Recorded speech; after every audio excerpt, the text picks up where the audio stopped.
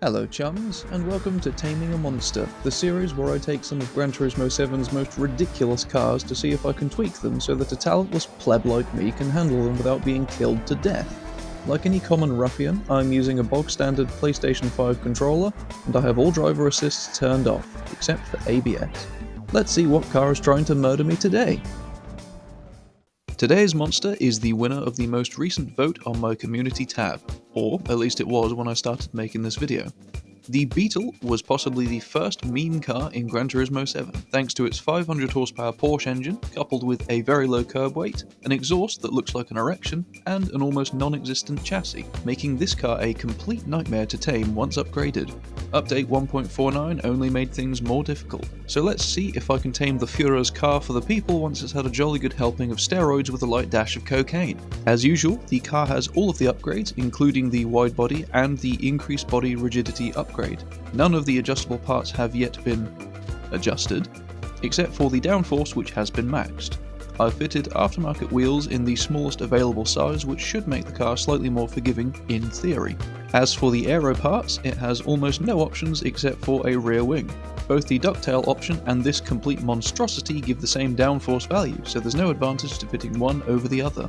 If you're interested in learning more about how to tune cars in Gran Turismo 7, I have a series on my channel called Tuning for Beginners, where I cover every aspect of how to set your car up, including downforce, wheel size, wide body, transmission, suspension, and more. Now back to the Beetle. To test the car, I created a custom race at the, how on earth am I supposed to pronounce this? It's a collection of letters randomly arranged to form a noise, circuit. Things started off okay, mainly because the car was travelling in a straight line. I made up a few places and dived down the inside of turn 1.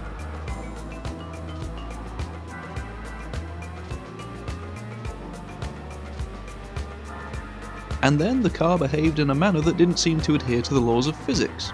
Ow! Jesus Christ almighty! I attempted to carry on, but driving this car on default settings is futile. Driving this car on default settings is terror. Driving this car on default settings will result in death.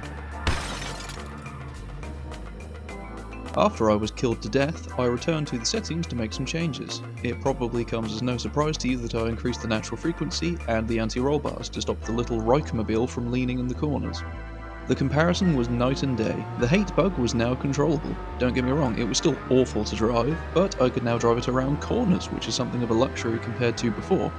It still had some glaring issues, mainly that the front end was vague. Once the car was going any kind of speed, it was very reluctant to turn in. This was probably due to a mix of having no front downforce, combined with very little weight over the front end. I made several tweaks next. I reduced the camber, since that usually helps with traction in a straight line. I then reduced the rear downforce to prevent the front end lift at high speeds. I then increased initial torque, which usually makes the car's reaction slower and thus easier to control. I then decreased braking sensitivity, which should make the brakes feel more effective. The changes were a trade-off. The Porsche-Wagen was now more willing to turn into corners and faster as a result. However, it was also quicker to transition to oversteer, but then it was also easier to rescue once it did start to oversteer. The next adjustments I made would have to try and reel the car back in once more, but without reintroducing the front-end vagueness from the first changes. I increased the rear ride height because of my visual OCD. I increased compression slightly since I usually find cars on racing tyres benefit. I reduced the rear natural frequency slightly to try and reduce power oversteer. I added some toe in at the front to reduce lift-off oversteer and more toe in at the rear to reduce power oversteer. I also increased some differential settings to further reel in the car's handling. The little four-wheeled hate campaign seemed a lot more sorted at this point. It was still compromised in some way though. Pushing 500 horsepower out of a car that weighs 700 kilos is a very difficult thing to manage, especially when you have no front downforce, terrible weight distribution, narrow tyres, and a chassis designed in the 1930s by anti-Semites. Either way, I felt it was time to head to the Nurburgring. I initially tried the car as it was, however the spiteful little bastard was trying to kill me. Time spent trying to rescue a slide is time not spent accelerating out of a corner, and this car spent a lot of time trying to slide. Eventually the discount 911 beat me and I spun. Bloody hell! My primary solution was to add 50 kilograms of ballast weight to the front axle in order to improve weight distribution. I also adjusted the gear ratios to allow the little piss pig to reach 200 miles per hour, something no Beetle driver should ever attempt. Now, I'm not going to say the car was tamed, because it was far from it. If you want a Porsche-Swapped Beetle to drive nicely, limit the power to roughly 300 horsepower and add more ballast weight to the front. Although the brakes won't be as good, the car won't be going as fast, and the extra weight will push the tyres into the ground, partially making up for the lack of downforce. I do remember the Beetle being easier to tame than this, but as usual we can blame the update 1.49 physics changes. While the most recent update 1.52 made things easier again, the pre-1.49 physics were easier to handle, whether you prefer them or not. I do wish there was a front splitter option to give the Beetle some front downforce though, because I think that some front downforce would actually make this car quite formidable with the right driver. It's still outclassed by many other cars of course, but the potential is there. As for whether I recommend this swap, it's hard to say.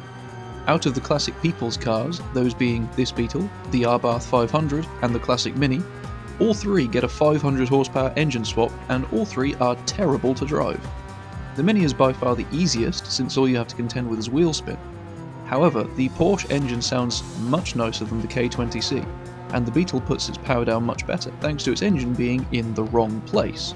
If you're choosing between the three, the Beetle is the one I'd pick.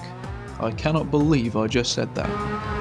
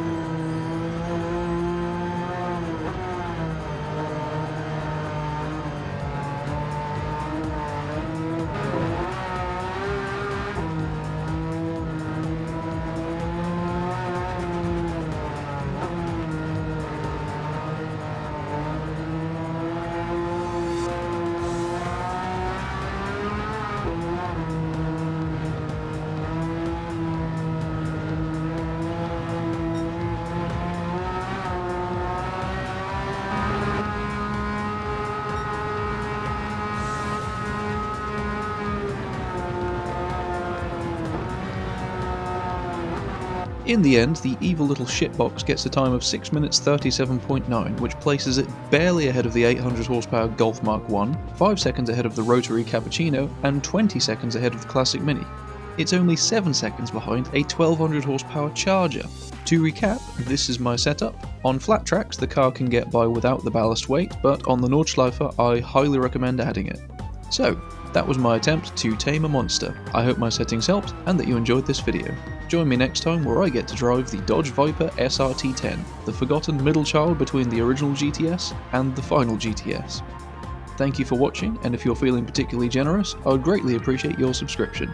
Take care and ta-ra!